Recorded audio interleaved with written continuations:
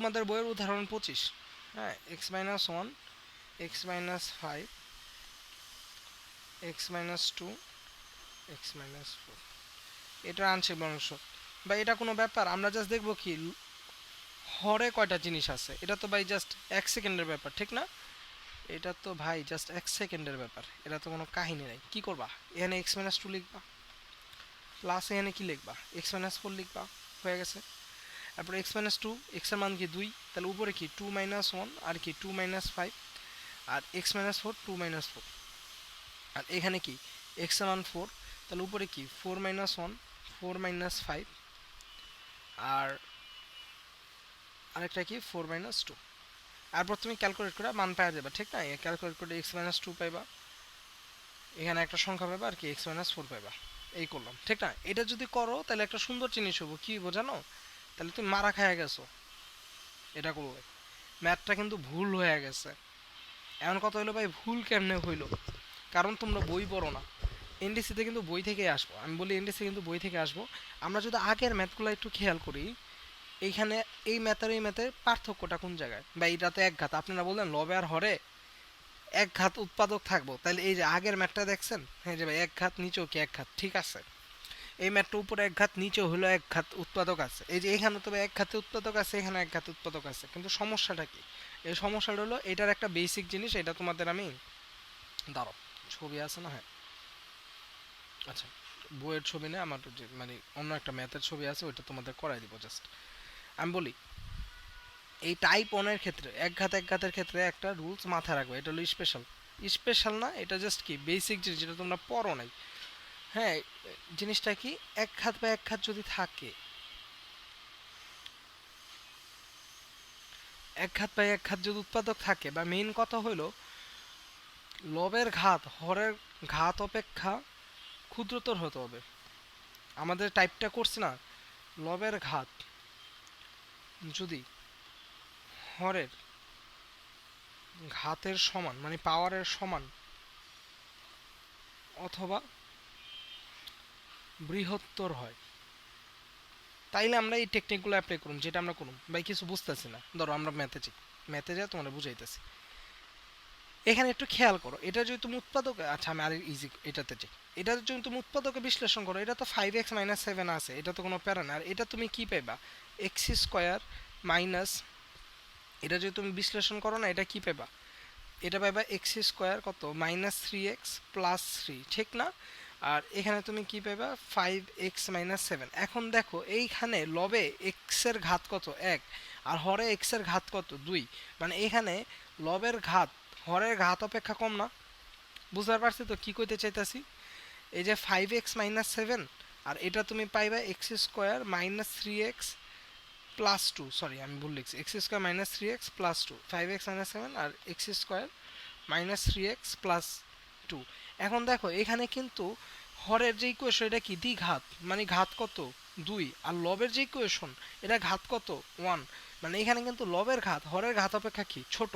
কিন্তু এর পরের ম্যাথটাও দেখো, এখানে লবের ঘাত কত 1, আর এখানে যদি তুমি গুণ ধরো এক্স এক্স এক্স, তিনটা এক্স গুণ হইব না, তাহলে কি আসবো, x³ তো আসবো, x³ আসবে না? এক্স এক্স আর এক্স যদি গুণ দাও x³ আসবে। তাহলে এখানে হরের ঘাত হলো x³, আর লবের ঘাত হলো 1, মানে লবের ঘাত হরের ঘাত থেকে ছোট, ঠিক আছে, এখানে কোনো সমস্যা নেই। কিন্তু এই ক্ষেত্রে দেখো, এখানে যদি তুমি গুণ দাও, আমরা যদি এই ম্যাথটা একটু এখানে নিয়ে যাই কষ্ট করে,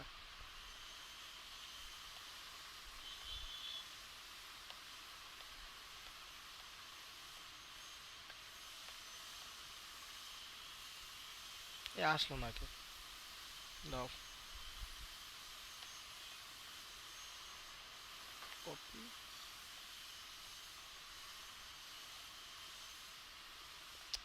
আবার লিখতে হবে। ওকে, আমি লিখে আবার তাহলে আর কি করে, x-1, x-5, x-2, x-4। এখন দেখো এখানে লবের যদি তুমি গুণ করো, তাহলে কি পাইবা, x² -6x+5 পাইবা, আর এটা পাইবা x² -6x+8 পাইবা, এই পাইবা।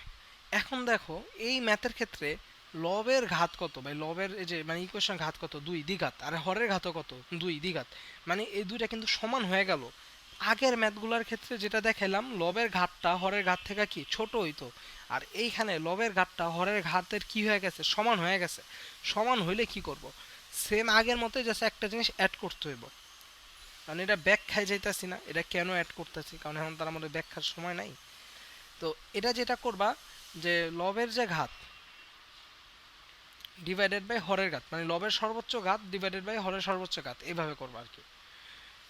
মানে কি কইতাছেন ভাই, এই ধরো আমি এটা কইতাছি x-1 x-5 x-2 x-4 এটা ইকুয়াল দিবা। দেখো লবের ঘাত কত ভাই, লবের ঘাত তো ভাই এখানে 1, হরের ঘাত কত, হরের ঘাতও 1, তাহলে 1/1 করো, 1/1 ডিভাইডেড বাই 1 কত 1 না, তাহলে 1 যোগ দিয়ে দিবা। এরপরে সেম আগের মতো x-2, এই যে নিচের হর আছে x-2 আর x-4, তো দুইটা আছে সেম আগের মতো, সব আগের মতো x-4। এরপরে কি x-2, x এর ভ্যালু কত 2, তাহলে বসায় দাও। উপরে কি 2-1 2-5 2-4, আর x এর ভ্যালু কত, x এর ভ্যালু বাই 4, তাহলে বসায় দাও 4-1 4-5, আর এখানেও কি 4-2।